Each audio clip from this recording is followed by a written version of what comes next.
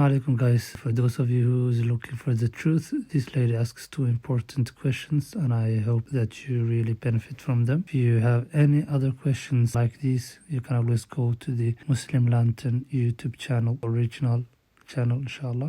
Still considering and looking into Islam. I wanted to ask a question that I see a lot of people doing a lot of good in this world who are non-Muslims. What would be their reward? Like, if they are not gonna get into Jannah, then why should they do all this? If that's the thing.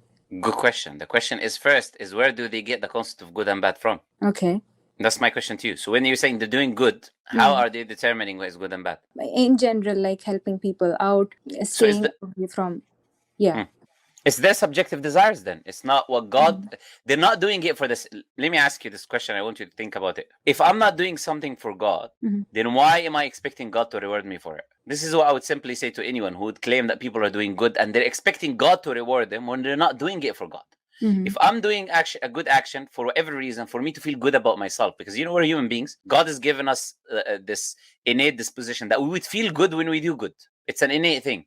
So sometimes people do good to feel good. Sometimes they do good for other people to praise them. He's a very generous person. He's given $1 million to dog charity and all of the stuff that we hear, right? So they do it so people can praise them.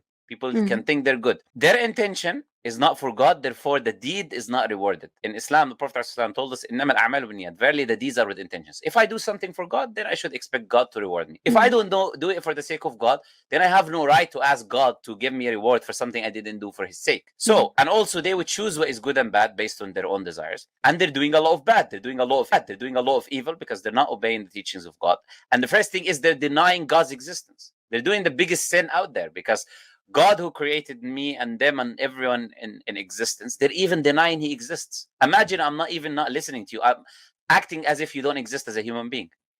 So what a bigger transgression a person can do towards God. But even so, because Allah Azza wa Jalla is a merciful God, he still rewards them in this life. So Allah rewards them in this life, not in the afterlife. So meaning if they give charity, Allah increases their money. He might give them good children. He might give them a good wife. So Allah can reward them in this life for the good that they do, even though they're not doing it for his sake. But in the afterlife, they didn't do anything for the afterlife, so they get nothing in the afterlife. Okay, the next question that I have is another follow-up question. So again, the reward is subjective and it's according to what we think is the reward. But if God actually wants someone to be on the right path and want to reward them, why not guide them to Islam or with the right path is? Wouldn't that be the greatest reward? What do you mean by guiding them? Do you mean force them to accept it? Not like force, robots? but at least, no.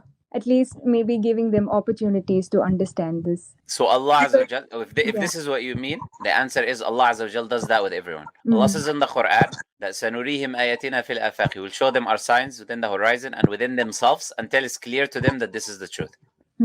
So everyone will have an opportunity. If they didn't get the message delivered, then they have a different test on the Day of Judgment. They don't go to hellfire because they didn't get the message. But the people who will get the message, Allah says He will make the signs clear for them until they will know in their heart, they will recognize that this is the haqq, this is the truth. Okay? So it all depends on that.